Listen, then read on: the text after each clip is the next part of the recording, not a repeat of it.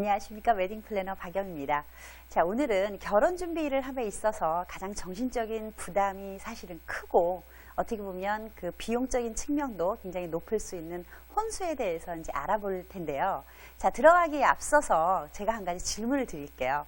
자, 결혼할 때 어쨌든 상대방에게 이런 점은 없었으면 좋겠다라고 이제 서로 그 바라는 점이 있죠. 그 중에 이제 1위, 2위, 이제 3위까지 이렇게 통계를 좀 뽑아봤는데요. 3위가 사실은 무리한 혼수입니다.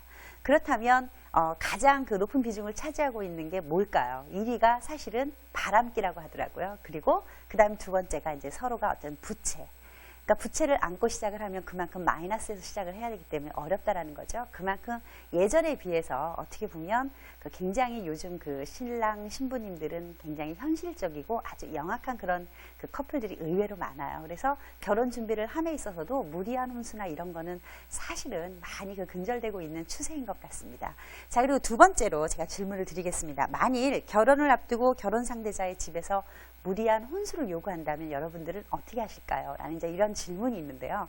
그 중에 사실은 3위가 헤어지겠다라는 의견도 있습니다. 그렇다면 1위는 중간 정도에서 합의를 하겠다. 그리고 2위가 최대한 나의 의견대로 맞춘다. 이거는 물론 이제 설득을 시켜야 되기 때문에 어떻게 보면 설득에는 이유와 근거가 있어야 되겠죠. 그렇기 때문에 서로 이게 결혼 준비를 할 때는 처음부터 끝까지 양보와 배려라고 제가 누누이 말씀을 드렸죠. 여러분들이 중간중간에 플래닝을 하실 때 신랑 신부님한테 이런 얘기를 끊임없이 해드려야 돼요. 그래서 특히 보면 이제 그 예단에 있어서도 중재를 하는 분이 사실은 신랑이에요. 예비 신랑이 이제 아무래도 예단에 대해서 민감한 부분은 시어머님이 되시겠죠. 그래서 시어머님과 그리고 예비 신부의 그 가운데에서 얼마큼 지혜롭게 중재자 역할을 잘하느냐에 따라서 예단이나 아니면 이 혼수에 대해서도 아주 매끄럽게 진행이 될 수 있다는 거 여러분들이 꼭 기억을 하셨으면 좋겠습니다. 자, 그럼 이제 예단으로 들어갈 텐데요. 자, 예단이 뭘까? 예단이라 하면 그 신부 입장에서 신랑 댁으로 가는 게 예단이죠. 그러면 제가 이제 결론을 먼저 말씀을 드리면, 자, 우리 집에 손님이 오셨다. 자주 오는 손님인데, 아니면은 뭐 그 간만에 아주 오셔서 한 달 정도 묵어서 가실 그러한 그 좀 오래 장기간 머물 그런 손님이다. 근데 그 손님이 매번 우리 집에 오실 때마다, 퇴근하고 오실 때마다 빈손이다. 그렇다면 예를 들어서 철부지 아이들의 입장에서 볼 때, 자, 저희 집에 오는 우리 집 손님인데 하다못해 어떻게 그 선물 과자 하나도 안 사올까? 아니면 또 이 사람 마음이 사실은 이게 그 인지상정이죠. 그런 게 하다못해 주스 한 병에도 들고 오는 거하고 매번 그냥 맨손으로 들어오는 거하고 사실은 기분이 조금 틀리거든요. 그렇다면 자, 어떻게 보면 시집을 간다라는 게 그 20여 년, 30여 년 동안 살았던 그 집에서 이제 친정에서 호적을 파서 시댁으로 가죠.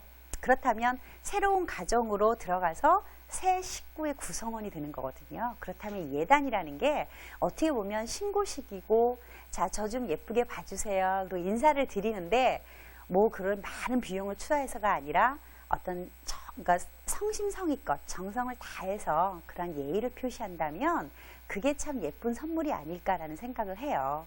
근데 거기에서 이제 물론 무리가 따르고 또 과욕이 따르다 보니까 사실은 그 무리수를 띠게 되는데, 이거 역시 서로 얼만큼 능력껏, 형편껏 성의를 다할 수 있느냐가 굉장히 가장 중요한 요소인 것 같습니다. 자, 그럼 예단의 내용으로 들어갈 텐데요. 자, 그럼 예단이 예전에 비해서 원래 이 예단은 비단이, 그러니까 양가에서 결혼이 성사가 되면 그 신랑님 댁에서, 그러니까 신랑 댁에서 비단이 신부 댁으로 가요. 그러면 그 신부 집에서 신부가 예전에는 어때요? 양받지 귀수다 그러면 밖에 나가서 바깥 출입을 안 하죠. 집안에서 바느질이나 이런 것들만 그 배우기 때문에 그 비단을 가지고 솜씨 자랑을 하는 거예요. 친정에서. 그러니까 그 예비 신부를 비롯해서 시부모님의 옷과 신랑의 옷을 아주 정성껏 꿰매죠. 거기서 이제 솜씨를 보이는 거예요. 그래서 솜씨 자랑을 해서 옷이 완성이